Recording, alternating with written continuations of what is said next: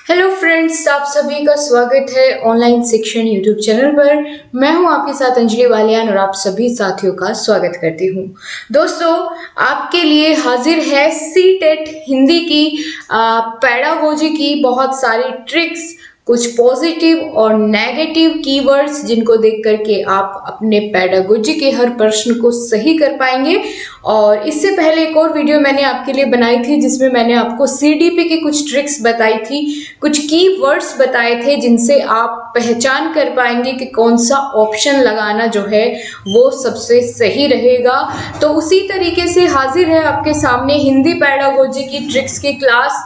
ये तरीका अगर आप अपनाएंगे तो सच में आपको पेडागोजी का जो डर है वो बिल्कुल खत्म हो जाएगा और पेडागोजी के 15 नंबर आपकी मुट्ठी में होंगे। वही बात करूं तो संस्कृत पेडागोजी में भी ये क्लास उतनी ही हेल्पफुल रहेगी, क्योंकि लैंग्वेज वाली क्लास जो है एक दूसरे से बहुत मैच खाती है। बस वहां पर जो टर्म्स है वो संस्कृत में लिखी हुई आपको मिलेगी, बाकी पूछा यही जाएगा। लेकिन फिर भी मैं आपको संस्कृत का अलग से करा दूंगी पेडागोजी की ट्रिक्स। तो चलिए शुरुआत करते हैं दोस्तों। यहाँ पर 15 नंबर की बात है, कुछ थोड़े से कीवर्ड्स हैं, इनको ध्यान रखिए, आपकी बात बन जाएगी। तो चलिए सबसे पहले हम देखेंगे पॉजिटिव वर्ड्स कौन कौन से हैं, देन उसके बाद जो नेगेटिव वर्ड्स है जिनसे आपको बचना है एग्जाम में। कैसे आप सेलेक्ट करेंगे कि कौन सा ऑप्शन आपका सबसे सही होगा। तो ये थोड़ा सा यहीं से शुरुआत करते हैं। सबसे पहले दोस्तों आपको पता होना चाहिए, जैसे हिंदी क्या है, हमारी भाषा है, लैंग्वेज है। तो भाषा क्या है, एक नियमबद्ध व्यवस्था होती है। कैसी नियमबद्ध व्यवस्था होती है, और चाहे यहाँ संस्कृत की भाषा हो या हो हिंदी भाषा, दोनों ही या जो भी भाषा होती है वो एक नियमबद्ध व्यवस्था होती है। अगर ऑप्शन में ऐसा मिले भाषा के संबंधित तो आप उसको सही करेंगे। इसके अलावा बच्चों की जो शिक्षा होती है उसको मातृभाषा में बच्चे को देना है। कौन सी भाषा में? मातृभाषा में बच्चा सबसे ज्यादा तेजी के साथ सीखता है। तो बच्चे को जो है मातृभाषा को एक संसाधन के रूप में समझना है, उसको नकारना नहीं है। ठीक है। वहीं अगर बात करें व्यवहारिक कुशलता, इसके अलावा अगर किसी ऑप्शन में आपको देखने को मिलता है कि भाषा का विभिन्न संदर्भों में प्रयोग, तो ये सबसे ज्यादा सटीक और सही आपका आंसर माना जाएगा। अगर वो उसमें पूछ रहा है कि भाषा के लिए या भाषा को सुधारने के लिए बच्चों को ये भाषा शिक्षण करते समय एक अध्यापक क्या कर सकता है, तो बच्चों को भाषा के विभिन्न संदर्भों में प्रयोग करने के बच्चों को अवसर दे सकता है। ठीक है। इसी प्रकार से ये आप देख पाएंगे भाषा का अधिकाधिक प्रयोग बच्चों से कराना है। ठीक है। उनको पूरा का पूरा आपको स्वतंत्रता देनी है विभिन्न संदर्भों में भाषा का प्रयोग करने की। तो ये तो हो गया भाषा से संबंधित। इसके अलावा हम बात करेंगे दोस्तों भाषा अर्जन और भाषा अधिगम में क्या अंतर है। इसीलिए मैंने दोनों को एक साथ लिखा हुआ है ताकि आप लोग समझ पाए। यहाँ पर थोड़ा सा कंफ्यूजन के चांसेस रहते हैं, तो अब नहीं रहेंगे। सबसे पहले दोस्तों मैं आपको बता दूं कि बच्चे भाषा अर्जित कौन सी भाषा को अर्जित करते हैं? बच्चे करते हैं अर्जित अपनी मातृभाषा को। ठीक है। मातृभाषा का वो अधिगम नहीं करते, उसको अर्जित करते हैं। अर्जित करने का मतलब क्या है कि बच्चे उसका अर्थ अपने आप से ग्रहण कर लेते हैं, स्वाभाविक रूप से अनुकरण कर करके खुद ही सीख जाते हैं मातृभाषा को, उसको सिखाने की आवश्यकता नहीं पड़ती है। ये एकदम सहजता से उसको प्रयोग करके, और सरल होती है जो उसकी मातृभाषा होती है, वो सरलता से वो सीख जाता है बच्चा। तो वो क्या कहेंगे, हम अर्जन कहेंगे, यानी बच्चा अपने आप अपने व्यवहार, अपने आसपास के वातावरण से अपनी मातृभाषा को बिना कोई एक्स्ट्रा एफर्ट किए सीख जाता है। ठीक है। स्वाभाविक रूप से अनुकरण करके। तो ये तो हो गया भाषा का अर्जन। अर्जन कौन सी भाषा का करता है? मातृभाषा का करता है। लेकिन जब बात आती है भाषा के अधिगम की, अधिगम वो करेगा किसी दूसरी लैंग्वेज को सीखने के लिए, कोई भी सेकंड लैंग्वेज को सीखने के लिए उसको भाषा अधिगम कराया जाता है, जो कि प्रयासपूर्ण एक प्रक्रिया होती है। उसको प्रयास करना पड़ता है, एक्स्ट्रा एफर्ट्स लगाने पड़ते हैं किसी दूसरी लैंग्वेज को सीखने के लिए जो कि उसकी मातृभाषा से अलग है। मान के चलिए कि आपने सेकंड लैंग्वेज संस्कृत लिया है। ठीक है। वैसे आपकी मातृभाषा हिंदी है, तो आप संस्कृत सीखने के लिए आपको ज्यादा एफर्ट्स लगाने पड़ेंगे। ठीक है। वो क्या होता है, दूसरा इच्छा पूर्ण होती है आपका जो भाषा का अधिगम होता है। किसी भी द्वितीयक भाषा को सीखने के लिए उसका अनुवाद कर करके आप उसको समझते हैं, तो ये भाषा अधिगम होता है। और भाषा अधिगम की प्रक्रिया जो है विद्यालय से शुरुआत इसकी होती है। तो आपको भाषा अर्जन और भाषा अधिगम में डिफरेंस समझ में आ गया होगा। भाषा अर्जन स्वाभाविक रूप से होता है, जबकि भाषा अधिगम ऐच्छिक रूप से होता है। उसको करने के लिए प्रयास करने पड़ते हैं, भाषा का अधिगम करने के लिए, सीखने के लिए। आगे बढ़ते हैं। अब हम बात करेंगे दोस्तों, एक भाषा के शिक्षक को शिक्षण करते समय किन किन बातों का ध्यान रखना चाहिए। ठीक है, एक भाषा के शिक्षक को शिक्षण करते समय, भाषा को सिखाते समय आपको बच्चों को प्रयोग करने के, भाषा को प्रयोग करने के पूरे अवसर देने चाहिए। साथ ही साथ रचनात्मकता होनी चाहिए, मौलिकता होनी चाहिए। आपके बच्चों को जो है रचनात्मक तरीके से आप भाषा सिखाएंगे। ठीक है, उसको अलग अलग संदर्भों में प्रयोग करने का मौका देंगे। वो अपने मन में जो सोचता है, अपने विचारों को उस भाषा के माध्यम से अभिव्यक्त कर पाए। तो ये सारी चीजें एक अध्यापक होने के नाते भाषा के आपको ध्यान रखनी है। इसके अलावा दोस्तों सबसे महत्वपूर्ण पॉइंट यहाँ पर ये है कि बच्चे की जो अभिव्यक्ति की कुशलता है वो आपका मोटिव है प्राथमिक विद्यालय में, कि बच्चा अभिव्यक्ति में कुशल हो जाए, अभिव्यक्ति करना सीख जाए। ना कि आपको यहाँ व्याकरण नहीं सिखाना है, ना ही आपको यहाँ पर सुंदर लेख पर जोर देना है, ना ही यहाँ पर आपको नियम और परिभाषा पर जोर देना है। आपको बस और बस आपका एक मोटिव होना चाहिए कि बच्चा अपने विचारों को अभिव्यक्त करना सीख जाए। उसके लिए आप क्या करेंगे कि बच्चा अभिव्यक्त करना सीख जाए, उसके लिए आप बच्चे को भरपूर अवसर देंगे अपनी कक्षा में, उसको भाषा प्रयोग करने का मौका देंगे। अगर बच्चा एक किसी भी बात को आपसे पूछ रहा है और वो टारगेट लैंग्वेज में नहीं बोल पा रहा है, यानी जो भाषा आप सिखाना चाहते हैं, तो उसको उसकी मातृभाषा में अपने विचारों को अभिव्यक्त करने का मौका आप देंगे। क्योंकि कुछ ना करने से अच्छा है वो अपनी भाषा में कुछ तो आपको बताएगा, तो उसको सीखने के अवसर मिलेंगे ऐसे। ठीक है, ये एक यहाँ पर अच्छी बात होती है। आगे बढ़ते हैं, और पॉजिटिव पॉइंट्स क्या क्या होंगे भाषा की आपकी कक्षा में और भाषा के आपके पेपर में। आगे हम बात करेंगे पढ़कर। इसका क्या मतलब है, इसमें ये है कि बच्चा जब पढ़ता है तो पढ़ते समय सबसे ज्यादा जरूरी उसके लिए क्या होता है, बताइए। सबसे ज्यादा उसके लिए क्या जो आपकी धारा प्रवाह है वो होना चाहिए, या शुद्ध उच्चारण होना चाहिए बच्चे के लिए? नहीं, इन पर भी आप जोर नहीं देंगे।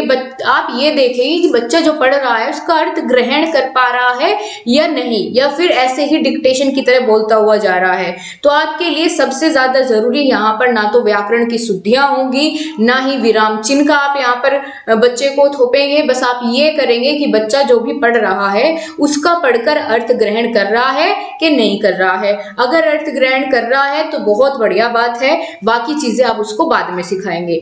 आगे हम बात करते हैं भाषा शिक्षण के क्या क्या उद्देश्य होते हैं। तो भाषा शिक्षण के उद्देश्य की पूर्ति करने के लिए आप क्या करेंगे, एक शिक्षक होने के नाते प्रिंट समृद्ध परिवेश बच्चे को उपलब्ध कराएंगे। यानी कक्षा में भाषा का ही आपको वातावरण रखना है, लिखी छपी सामग्री का अर्थ समझना। ठीक है, जो भी आपके आसपास जितनी भी आपके परिवेश में वस्तुएं होंगी उनका ज्ञान बच्चे को कराएंगे भाषा की मदद से। ठीक है, उनको ज्यादा से ज्यादा ऐसा ही वातावरण उपलब्ध कराएंगे जहां बच्चा सीख पाए। इसके अलावा देखिए यहाँ पर वातावरण और परिवेश उपलब्ध कराने पर ही सबसे ज्यादा जोर दिया गया है। अगर ये आपको किसी ऑप्शन में देखने को मिलता है तो वो आपका बिल्कुल सही माना जाएगा। इसके अलावा आपका और क्या उद्देश्य होना चाहिए कक्षा में भाषा शिक्षक होने के नाते? आपको बच्चे के विचारों में मौलिकता और सृजनात्मकता लानी है, बच्चे को सृजनशील बनाना है, रचनात्मक कक्षा का वहां पर परिवेश बनाना है जिससे बच्चे प्रोत्साहित हो और उसको ज्यादा से ज्यादा अभिव्यक्त करने की वो क्षमता ग्रहण करे और बच्चा सक्रिय रूप से कक्षा में जो है बना रहे। ठीक है, सृजनात्मक कार्य करेंगे तो बच्चे को नई नई चीजें सीखने के अवसर मिलेंगे, तो वो अपने आप ही सक्रिय रहेगा। इसके अलावा एक बहुत ही इंपॉर्टेंट यहाँ पर पॉइंट आता है जो आपके हर पेपर में आपको देखने को मिलेगा, हिंदी के भी, और यहाँ पर साथ ही साथ आपका जो अगर आपने द्वितीय लैंग्वेज में या सेकेंड लैंग्वेज में आपने अगर संस्कृत ली है उसमें भी ये क्वेश्चन आता ही आता है, इंग्लिश वाले में भी आपको देखने को मिल जाता है। अब ये आपका बहुत ज़्यादा इम्पोर्टेंट है, इसमें दो तरह से क्वेश्चन पूछे जाएंगे। वो क्या? सबसे पहले तो आपसे ये पूछेगा कि भाषा कौशल कौन कौन से होते हैं, तो आप बताएंगे सुनना, बोलना, पढ़ना और लिखना। ठीक है, इसकी ये शॉर्ट फॉर्म लिखी हुई है याद करने के लिए, ट्रिक सुबो पाली, सुनना, बोलना, पढ़ना, लिखना। ठीक है, और इंग्लिश में बात करें LSRW, listening, speaking, reading, writing. तो ये 4 कौशल होते हैं भाषा के, और ये चारों के चारों आपस में अंतर संबंधित होते हैं। ठीक है, ये चारों एक दूसरे से संबंधित होते हैं। कई बार आपको कथन में ये देखने को मिल जाता है, और बहुत बच्चे गलती करते हैं कि वो क्या करेंगे, जहां आपको ऑप्शन में मिले कि भाषा के चारों कौशल क्रम से सीखे जाते हैं, तो ये कहना एकदम गलत होगा, क्योंकि इनका कोई क्रम नहीं होता है, कोई क्रम नहीं होता है। बाकी ये चारों के चारों अंतर संबंधित होते हैं, अंतर संबंधित होते हैं, इनका कोई सीखने का क्रम नहीं होता। लिखने के साथ साथ आप बोलने के साथ साथ लिखना भी सीख सकते हैं, तो इनका कोई कर्म नहीं होता है। इस बात को आप गांठ बांध लीजिए, बहुत गलती होती है इसमें।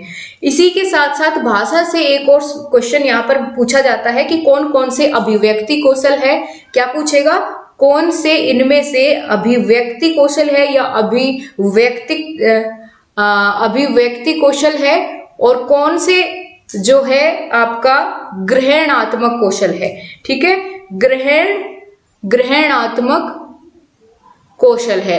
तो आपको ये बात भी पता होनी चाहिए कि कौन कौन से तो ऐसे हैं जो उनसे प्रोडक्टिव है और कौन से रिसीविंग स्किल्स है। अभिव्यक्ति यानी प्रोडक्टिव, जिसमें आप अपनी विचारों को, अपनी भावनाओं को दूसरे के सामने व्यक्त करते हैं। तो कैसे व्यक्त करेंगे? जैसे अभी मैं आपके सामने अभिव्यक्ति कर रही हूँ, आपको सिखा रही हूँ कैसे अपने विचारों को कैसे आपके सामने रख रही हूँ। तो एक तो बोलकर, ठीक है, बोलकर रख रही हूं, आप मेरी बात को सुन रहे हैं, और दूसरा लिखकर। ठीक है, लिखकर। तो ये कैसे कौशल हुए? ये अभिव्यक्ति कौशल हुए। ठीक है, दूसरा बात करें ग्रहणात्मक कौशल, तो ये कौन से होंगे? जिसमें हम दूसरे के विचारों को सुनते हैं, समझते हैं। तो कैसे सुनेंगे, कैसे ग्रहण करेंगे? एक तो सुनकर, ठीक है, यानी श्रवण कौशल, सुनकर, और दूसरा होता है पढ़कर। ठीक है, पढ़कर, सुनकर या सुनना या पढ़ना। तो ये दोनों क्या हो जाएंगे? ग्रहणात्मक अभिव्यक्ति कौशल कौन से होंगे? बोलना और लिखना। ठीक है, तो ये आपको समझ में आ गई बात। यहां से भी आपका क्वेश्चन बनता ही बनता है। इसके अलावा दोस्तों भाषा में आपका नोम चॉम्स्की से संबंधित प्रश्न भी आता है कि कौन सा ऐसा मनोवैज्ञानिक है जो कहता है कि भाषा सीखने की जो क्षमता है वो बच्चे के अंदर जन्मजात होती है। तो ऐसा बोलते हैं हमारे नोम चॉम्स्की महोदय।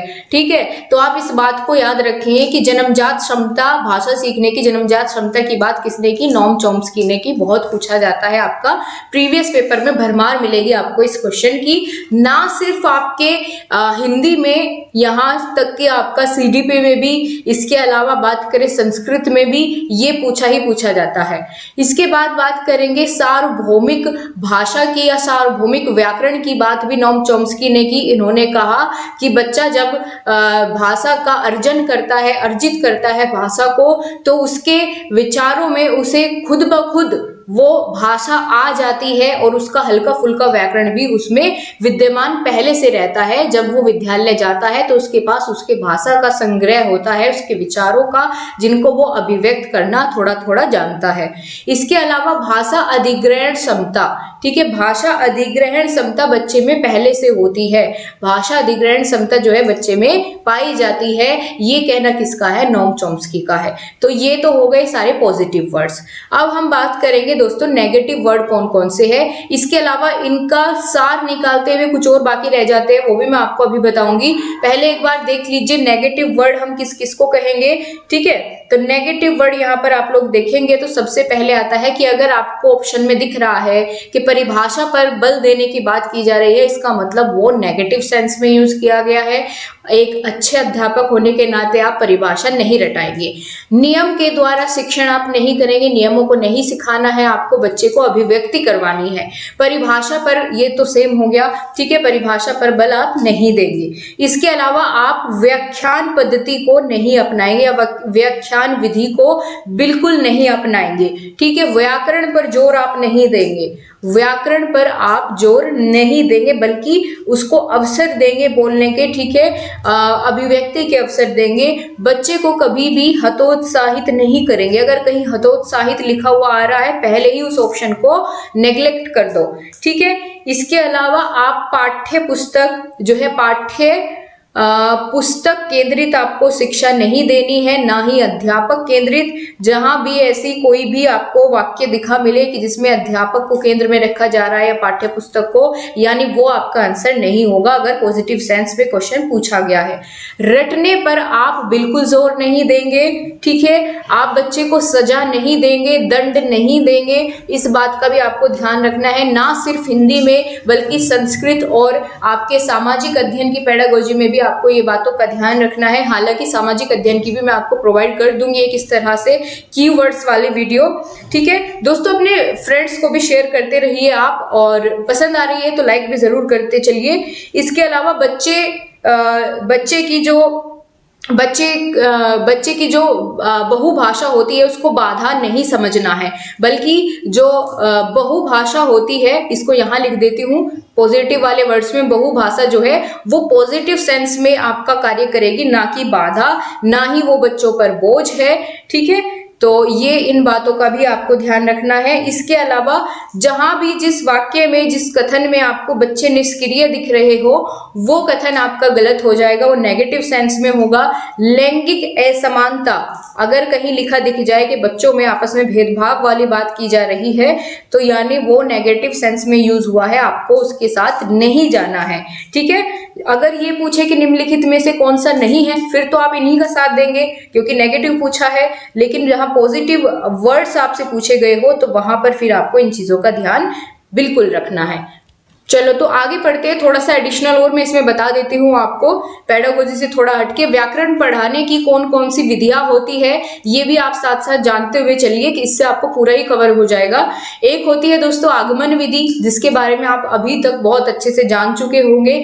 आगमन विधि में क्या होता है, पहले तो उदाहरण और बाद में नियम बताया जाता है, ठीक है, बिल्कुल। तो इसको कैसे याद रखेंगे, आगमन शुरुआत में आ से शुरू होता है, ठीक है। तो यहाँ से उदाहरण से आप इसको संबंधित कर लीजिए, आ से उदाहरण या ऊ से उदाहरण, कुछ ऐसे करके आप इसको याद रख लेंगे तो आपको याद रहेगा कि आगमन विधि में पहले उदाहरण आएंगे, बाद में नियम। और निगमन पद्धति में या निगमन विधि में आप पहले नियम बताएंगे, उसकी परिभाषा बताएंगे, सिद्धांत बताएंगे, उसके बाद उसका उदाहरण देंगे। तो ये हो गई दूसरी विधि। तीसरी विधि है संश्लेषण विधि, जिसमें आप जोड़ जोड़कर बच्चे को एक साथ पूरा बताएंगे और विश्लेषण में पूरी विषय वस्तु को छोटे छोटे अंशों में बांटकर, टुकड़ों में बांटकर आप उसको सिखाएंगे। इसके अलावा दोस्तों वाचन कितने प्रकार के होते हैं, ये भी आपसे कई बार वाचन से संबंधित क्वेश्चन भी पूछ लिया जाता है। आपको कोई सिचुएशन क्रिएट करेगा और पूछेगा इसमें से अध्यापक क्या कर रहा है, तो आप बताएंगे अनुवाचन कर रहा है, अनुकरण या आदर्श वाचन कर रहा है। ऐसे प्रश्न भी आपके प्रीवियस पेपर में देखने को मिले हैं, ठीक है। तो जहां बात करें दोस्तों अध्यापक पढ़ा रहा है बच्चे को और बच्चे बैठ करके सुन रहे हैं, ठीक है, तो वो क्या होता है, आदर्श वाचन होता है। जो अध्यापक बच्चों को जब पढ़ाता है और बच्चे ध्यान से बैठकर सुन रहे हैं, अध्यापक बता रहा है, बोल रहा है, तो वो कहलाएगा आपका आदर्श वाचन। फिर जब अध्यापक बोले तो उसके पीछे पीछे बच्चे भी उसका क्या करेंगे, उसका अनुसरण करेंगे। उसको क्या बोलते हैं कि बच्चे अध्यापक के पीछे पीछे बच्चे बोलेंगे, तो वो क्या कहलाएगा, अनुवाचन कहलाएगा। फिर आता है आपका अनुकरण वाचन, यानी अध्यापक और बच्चे साथ साथ जब करेंगे तो वो अनुकरण वाचन कहलाएगा, ठीक है। तो ये हो गया आपका वाचन के प्रकार। इसके अलावा मैंने आपको चॉम्स्की महोदय के बारे में बता दिया है, ठीक है। भाषा शास्त्री चॉम्स्की के बारे में मैंने आपको बता दिया। इन्होंने भाषा अर्जन की क्षमता बताई बच्चों में पहले से होती है, ठीक है। इसके अलावा भाषा जो है वो अपने परिवेश से, अपने समाज से सीखता है। वहीं अगर बात करें वाइगोत्स्की से संबंधित भी आपके पेपर में पूछा जाता है प्रश्न, ठीक है। यहाँ पर अगर बात करें तो वाइगोत्स्की ने क्या कहा कि भाषा का अर्जन जो है वो बालक अपने आसपास से सामाजिक अंत्य क्रिया करके अंत्यवाक के बारे में इन्होंने बताया कि बच्चा खुद को निर्देश देता रहता है, ठीक है, सामाजिक अंतः क्रिया करके अपने विद्यालय में अपने भाषा के शिक्षक के साथ, अपने दोस्तों के साथ वो सीखता है भाषा को, उसका अर्जन करता है। ठीक है, इसके अलावा स्किनर की अगर बात करें, स्किनर कहता है बच्चा अनुकरण करके सीखता है। पुनर्बलन की भी जो बात करेगा वो स्किनर करेगा। इसके अलावा पियाजे की अगर बात करें तो पियाजे ने कहा है कि आयु और मानसिक क्षमता के आधार पर बच्चे की 4 अवस्थाएं होती है, उनके अकॉर्डिंग बच्चा सभी चीजें सीखता है और भाषा अधिग्रहण करने की क्षमता जो है उसमें दूसरी वाली स्टेज में आएगी। ठीक है, पहली तो होती है संवेदी गामक अवस्था, दूसरी कौन सी होती है, पूर्व संक्रियात्मक अवस्था। तो यहाँ बच्चे भाषा सीखना शुरू करेगा, इससे पहले तो वो अपनी अभिव्यक्ति जो है अपने हाव भाव से करता है, अपने सेंसरी जो उसकी आप कह सकते हैं कि जो संवेदी अंग होते हैं उससे वो बताता है, लेकिन जो भाषा अधिग्रहण या भाषा का अर्जन करना शुरू करता है वो करता है आपका दूसरी स्टेज में। ठीक है, तो ये पियाजे के अनुसार यहाँ पर मैंने आपको बताया। इसके अलावा बच्चे की जो कक्षा है उसमें समावेशी शिक्षा बच्चे को देनी चाहिए, हर प्रकार के बच्चे कक्षा में होना चाहिए, क्योंकि बच्चे भी आपस में सीखते हैं। ठीक है, अगर बच्चे कक्षा में अलग अलग भाषा को जानते हैं तो आपस में बात करेंगे तो क्या करेंगे, एक दूसरे की भाषा को, नए नए शब्दों को अधिग्रहण करेंगे, उनको सीखेंगे। ठीक है, तो समावेशी शिक्षण आपको अपनाना है, बच्चे के हिसाब से उसकी व्यक्तिगत विभिन्नताओं के अनुसार आप उसको सिखाएंगे। एक शिक्षक को भी समावेशी होना बेहद आवश्यक होता है। ठीक है, इसके अलावा प्रगतिशील शिक्षा, ये बहुत इंपॉर्टेंट है, प्रोग्रेसिव एजुकेशन। इसमें क्या होता है, प्रगतिशील शिक्षा में आपको ऐसा करना है कि आपकी जो भाषा है वो ना केवल आप जो सिखा रहे हैं उसी में काम आए, बल्कि एक से अधिक विषयों में, ठीक है, बच्चा उसको प्रयोग में ला पाए और अपने जो व्यक्तिगत जीवन होता है, जो उसका व्यवहारिक जीवन होता है, उसमें प्रयोग कर पाए। बच्चे को अनेक अवसर देने हैं, विविध प्रकार के अलग अलग गतिविधियां करवा के, ठीक है, अलग अलग तरीकों की पाठ्य सामग्री अपना करके बहुत सारे क्रियाकलाप करवाने हैं बच्चे को, ताकि बच्चा पूरा सक्रिय रूप से सीखता रहे। बच्चे का वातावरण, पर्यावरण, परिवेश, प्रिंट समृद्ध परिवेश बच्चे का होना चाहिए और इस पर बहुत ज्यादा फोकस आपको करना है, बच्चे के वातावरण पर। जैसा वातावरण आप बच्चे को देंगे उसी प्रकार से वो सीखेगा। साथ ही साथ सामाजिक अंतः क्रिया, ठीक है, पर भी आपको ध्यान रखना है कि बच्चे आपस में एक दूसरे के साथ अपने भावों की अभिव्यक्ति करेंगे तो बच्चे सीखते हुए जाएंगे। साथ ही मातृभाषा को आपको बढ़ावा देना है, ठीक है, उसको नेग्लेक्ट नहीं करना है अपनी कक्षा में, क्योंकि प्राथमिक स्तर पर मातृभाषा में ही बच्चे को सिखाया जाना चाहिए, ये भी आपका एनसीएफ कहती है, तो ये भी आपको ध्यान रखना है। साथ ही उसके खेल के मैदान में, घर परिवार विद्यालय में उसकी मातृभाषा को, जो उसकी पहचान होती है, उसको वहां पर स्थान देना है। ठीक है, इसके अलावा दोस्तों एक प्रोसेस होता है आपका आकलन करने का, वो आप कैसे करेंगे, तो सबसे पहले आप निरीक्षण करेंगे, उसके बाद परीक्षण करना है, फिर आपको निदान करना है, उपचार करना है, ये पहले आएगा। ठीक है, इसके बाद उपचार आएगा, फिर आपको मापन, मूल्यांकन, यानी ये सारी टर्म्स भी आपको इसमें ध्यान रखनी है कि पहले निदान करना है, बच्चे के सामने कोई समस्या आ रही है, ठीक है, बिल्कुल परीक्षण करके आप लोग ये पता लगाएंगे, निदान करके, कि बच्चे को कहाँ परेशानी आ रही है, फिर उसका आपको उपचार करना है। ठीक, तभी आपका जो मूल्यांकन है वो सफल माना जाएगा। आप मूल्यांकन करते ही इसीलिए है ताकि बच्चे को अगर कोई समस्या आ रही है तो उसको आप लोग सॉर्ट आउट कर पाए। इसी के साथ दोस्तों आपको हिंदी की पेडागोजी की जो जितनी भी टर्म्स थी वो सारे के सारे यहाँ पर कंप्लीट होती है, और आप इसको एक बार बहुत अच्छे से ध्यान से देख लेंगे तो आपको कोई परेशानी पेडागोजी में नहीं होगी। साथ साथ आपकी संस्कृत की पेडागोजी में सारी चीजें लगभग सेम रहती है, बस आपके वर्ड्स थोड़े से चेंज हो जाते हैं, बोलने का, उसको लिखने का तरीका आपका थोड़ा सा चेंज रहता है, वो संस्कृत में आपको लिखा मिलेगा। बाकी चीजें यही वो एग्जामिनर कहना चाहेगा, यही पूछना चाहेगा एक भाषा की परीक्षा में। तो इसी के साथ दोस्तों मैं अपनी बातों को यहीं पर विराम देना चाहूंगी। अगर आपने अभी तक चैनल को सब्सक्राइब नहीं किया है तो जल्दी से कर लीजिए, और सीडीपी की अगर आप टिप्स एंड ट्रिक्स वाली वीडियो देखना चाहते हैं तो उसका लिंक मैंने कमेंट बॉक्स में पिन कर दिया है, वहां से आप लोग देख पाएंगे। So thank you so much guys, आपसे फिर मुलाकात होगी, तब तक के लिए नमस्कार, आपसे फिर मिलेंगे। जय हिंद, वंदे मातरम। गाइस, अगर आप एलटी ग्रेड सहायक अध्यापक भर्ती 2022 की परीक्षा के लिए तैयारी कर रहे हैं और अभी तक कंफ्यूज है कि किस बुक से आपको बहुत अच्छे तरीके से तैयारी करने का अवसर मिलेगा, तो ये यहाँ पर मैं आपको सजेस्ट करना चाहूँगी। चक्षु पब्लिकेशन की बुक आती है एलटी ग्रेड के लिए और यहाँ पर बिल्कुल नवीनतम पाठ्यक्रम के अनुसार प्रीवियस ईयर क्वेश्चंस को या पेपर्स को ध्यान में रखते हुए पूरा पाठ्यक्रम इस बुक में तैयार किया गया है। साथ ही इसमें 2019 का पेपर भी सोल्व दिया गया है और साथ ही साथ यहाँ पर आपको बहुत सारे नए नए क्वेश्चंस देखने को मिल जाएंगे और 800 बहुविकल्पीय प्रश्न भी इसी बुक में आपको देखने को मिलेंगे। आपकी प्रत्येक विषय की यहाँ पर ये बुक अवेलेबल है। इसी के साथ यहाँ पर आप लोग देख पाएंगे, ये यहाँ पर आप देख सकते हैं सभी सब्जेक्ट्स की आपकी ये बुक अवेलेबल है, ठीक है। और इसी के साथ इस बुक की खासियत ये है कि जितना भी मटेरियल है वो बिल्कुल सिलेबस को ध्यान में रख कर के दिया गया है। कुछ भी एक्स्ट्रा नहीं है, कुछ भी कम नहीं है, बिल्कुल जितना होना चाहिए उसके हिसाब से सारी चीज़ें व्यवस्थित रूप से आपको इस बुक में मिलेगी। साथ ही इसके प्रैक्टिस सेट भी आते हैं। आप लेना चाहेंगे तो आपके पास के किसी भी बुक स्टोर पर ये बुक अवेलेबल हो जाएगी चक्षु पब्लिकेशन की, या फिर आप इसको ऑनलाइन भी खरीद सकते हैं जिसका लिंक आपको डिस्क्रिप्शन में दे दिया गया है। Thank you guys.